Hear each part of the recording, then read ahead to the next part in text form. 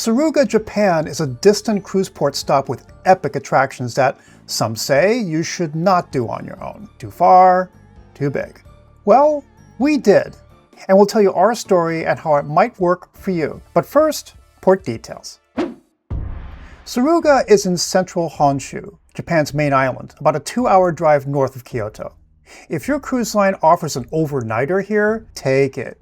Not only are you within striking distance of Kyoto and Lake Biwa, just not on a port day, there's also the surrounding Fukui Prefecture, an especially beautiful area with sites such as Eiheji Temple, a sprawling and active Zen Buddhist monastery, the rugged and beautiful Tonjimbo Cliffs, Maruoka Castle, only one of 12 surviving original castles, and Fukui Prefectural Dinosaur Museum, one of the 3 biggest dinosaur museums in the world. Not to mention the slightly further afield Kanazawa, which we sang its praises in a previous video. Here's a link. But all of these are at least a 1-hour plus drive from Tsuruga itself, which is why people caution against DIY to those places on a limited port day. Tsuruga Town itself has some historical interest as well, being a vital port for trade and travel between Japan and the Asian mainland, and later for the route to Europe via the Trans-Siberian Railway, which mattered when Tsuruga hosted refugees from Europe during the World Wars, a history of which you can check out in town, among other things. So you can choose to hang out here and get some good mileage out of it. But for us, we looked at the pictures of the Dino Museum and the Zen Temple and thought,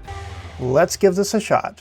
The port area is just north of town, the Tsuruga Port Maruyama South Wharf. It's basically an encampment inside a huge parking lot surrounded by container shipping. Unlike our previous encampment-style port in Fushigi, here's our video link for Toyama about that one, this one was a lot easier to deal with. Compact with clear signage. Tour bus to the left, everybody else to the right. More extensive tour, souvenir, and food tents. Japanese sushi and ice cream. Oh, later. Along with the usual tourist info.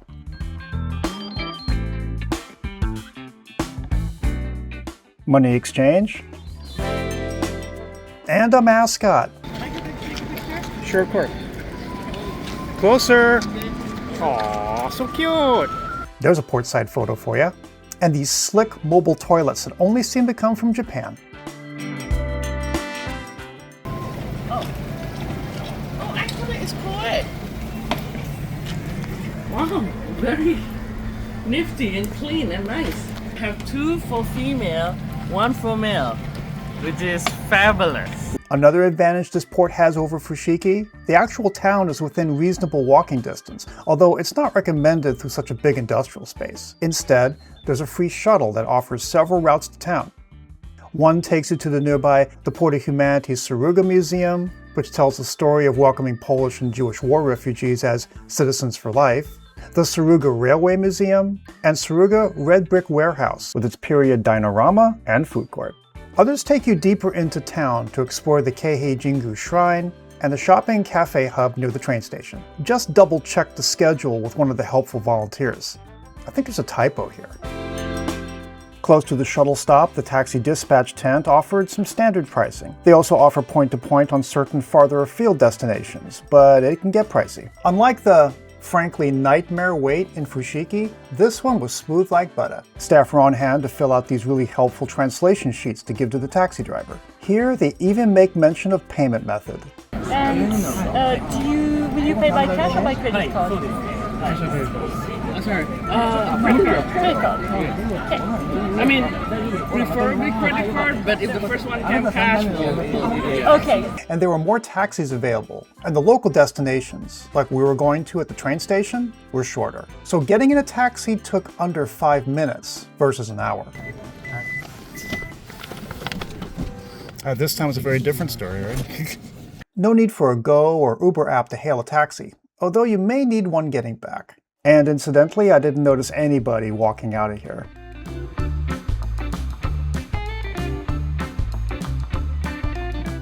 And were we going to the train station to take the train? No, to pick up a nearby rental car, of course. I mean, we considered the train option. The time and cost comparison was almost even or less advantageous. For example, the very fastest train option to Eiheji Temple was bullet train, at a higher per person cost, and was slightly longer than driving. The more inexpensive regular train route option took longer. Both options involve transfers and additional walking too. It's just hard to beat the speed and per person cost savings of a car. And we were veteran renters by now, flush with confidence in our time management skills. We actually got to the car rental place like 15 minutes early. Our scheduled pickup was 8:30, and that's when they open, or they're supposed to open. So they opened a little early. Yeah, they open a little early. We're literally in the car by 8:35, and leave by 8:40.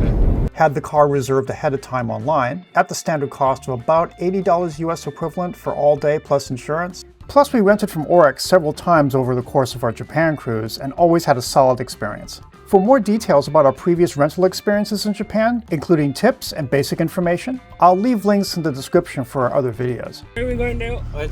The temple first, right? Yes.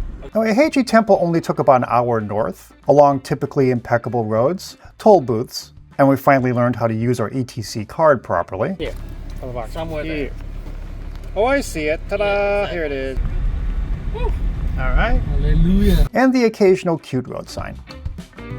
As we approached Fukui, we did ourselves a favor, and instead of going the suggested way up north of Fukui, we took the route south of Fukui, turning right close to Inazucho, along the 158 to the 364. Why? Because you're going to get treated to some serious scenic beauty.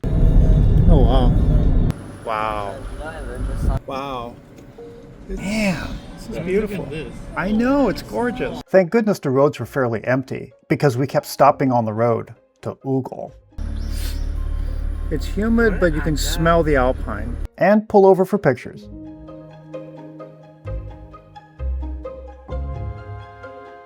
And probably annoy cars behind us by going so slow. My bad. There's somebody behind you? I said, you damn tourist. Good thing we did this at the beginning of our road trip, so we could take our time to soak it all in. It reminded me of the landscapes from Miyazaki movies like Totoro. Definitely a must-drive. Eiheji town is also picturesque, with a lovely shopping street, cafes, and these small parking lots scattered about.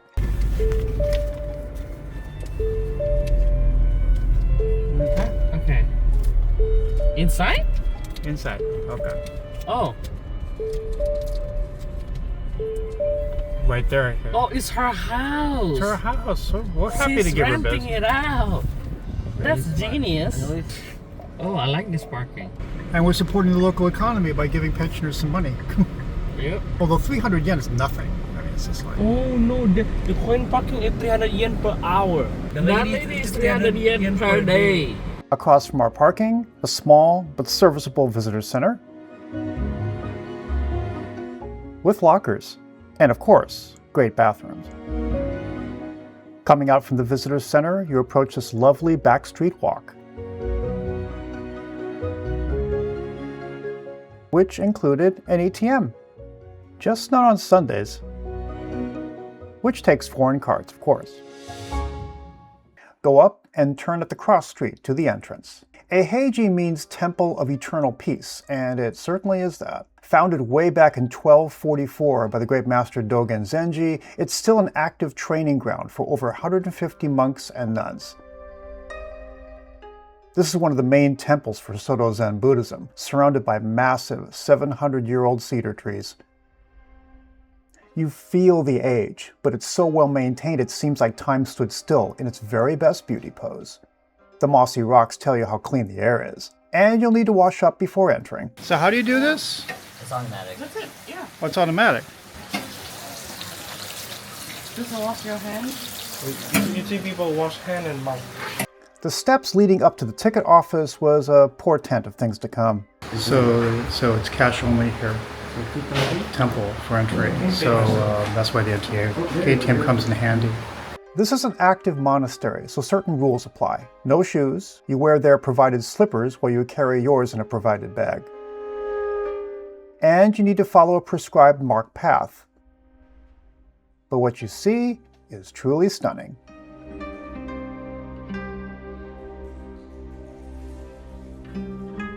There's over 70 buildings connected by covered walkways and lots of serious staircases. Okay, boys. This is light work, bro. The main temple is a climb up, but worth it not just for the hall, which everyone stops at, but the view behind you. While there are modern touches, like an air-conditioned main lobby, much of the complex is ancient, but kept up impeccably over the years through centuries of monks cleaning and maintaining it daily. Bathrooms are quite big, with full-on cribs for baby changing, some old-school toilets in the mix, and some customs to get used to, such as leaving your sandals before using the toilets. With all those stairs, handicap access is limited to the bottom sections, which means you should be able to see the entrance area, but not the main halls, Founders Hall or main temple. Visitor crowds were light, as we were ahead of the tour buses. Looks like Yep. we just missed all the tour buses, right, huh? Yep. The first 2 princess excursions. Yeah, we just missed the tour buses. So for this experience, doing it first on our road trip was a good call. By the way, if you're getting good value from this video so far, help us out by hitting the like button and share with your shipmates. And consider subscribing. It makes it easier to access an ever-growing collection of port reports, ship tours, and tips from all our travels to help independent-minded cruisers, like you. Now, we could have gone straight east to the Dinosaur Museum, but first we wanted to go back to Fukui Town and sample some of their famous soba. Specifically this place, Kyouya, a highly rated soba shop. Off the beaten track, you might say, hidden inside a neighborhood, which frankly cost us about a half an hour getting lost, and a funky parking lot. I think it's this one. Yeah, here, this one. Yeah. This This is the place, right? Yes. It says P for something. Yeah, I think it's P for them. Yeah, it's P for them. Okay, And there's no... spot. Oh, geez, I don't know if you can do it. Can you do this? Oh, I could. Really? Yeah. But this came highly recommended, and if there's one thing about us, we hunt down the good local stuff. And if need be, we're not afraid of Google Translate. And they're famous for their local soba. Plus their side dishes, which not every restaurant has. And their soba plates usually come with tempura and some special miso. Never tried this one before. Look at that, it's walnut miso. Walnut miso? Can I get a little bit noodle? Drink it. You drink it. It's a drink. You're not tasting it. Oh wow, it is good. It's walnut miso, right? Okay, so this is a cold soba, a cold noodle. And soba is a little bit different because they made usually out of buckwheat. The soba is already in the dipping sauce, as you know, maybe other places you are used to having a dipping sauce separately. Very nice and chewy. I feel that the radish really come through. The other thing is also traditional Japanese usually put a little bit of, as you can see, a tad of ginger and radish also for the tempura sauce. This tempura sauce looks very, not very dark soy sauce. So you grab your tempura, dip a little bit. You could hear the crackling, so crunchy. Worth the extra effort in backtracking? We think so, especially since the Dino Museum was only about an extra 40 minutes east. The Fukui Prefectural Dinosaur Museum is considered one of the 3 best dinosaur museums in the world. Why here? Because this area is basically the Jurassic Park of Japan. A huge number of Japan's dinosaur fossils have been excavated right in Katsuyama, the city where the museum is located. As you approach the town, you can tell you're in dino country. Prices are pretty reasonable, and parking is free. And what you get for that price? Well, even if you're slightly interested in dinosaurs, you'll get your money's worth. Wow. Oh, wow. Interesting. The futuristic design starts you below the ground, if you will, to the fossil level, then takes you up to the main attraction, Dinosaur World, with a unique wraparound, multi-floor layout which keeps the crowds moving. It didn't feel jam-packed. Star attractions or the animatronics, even their eyes roll. And they're extensive and often high-tech displays where you can go as in-depth as your heart desires.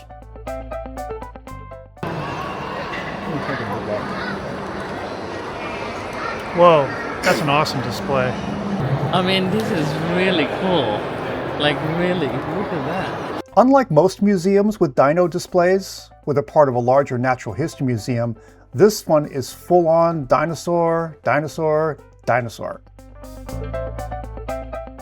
And all the amenities are here too, of course. Lockers, huge gift shop.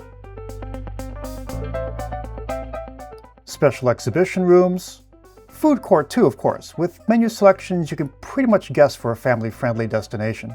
Even a video library. And need I mention the bathrooms are good? Of course. Expect kids. Lots and lots of kids. This place is nothing if not kid-friendly. And handicap-friendly too, with wide, smooth pathways, ramps, and elevators to all the floors. Pretty much the accessibility opposite of Eiheji. It was about 1 hour and 16 minutes back south, but we gave ourselves a solid 2.5-hour window. All said and done, we gassed up, returned, missed a free shuttle bus to the ship, but managed a cab, it was near the train station after all, and made it back in about 15 minutes to spare. So long as we planned well, gave ourselves enough buffer, and disciplined the time we spend in each place, as in schedule your time as much as possible, the day can be epic. Just don't forget that port agent's number. You know what else was epic? This high school band, who turned out to be not just a tradition at this dock, but a really big surprise. Be sure not to miss the show. For more information on the ports we cover, you can also check out our website at portlowdown.com. And we love, love, love your comments. Keep them coming, and we'll see you on the next cruise.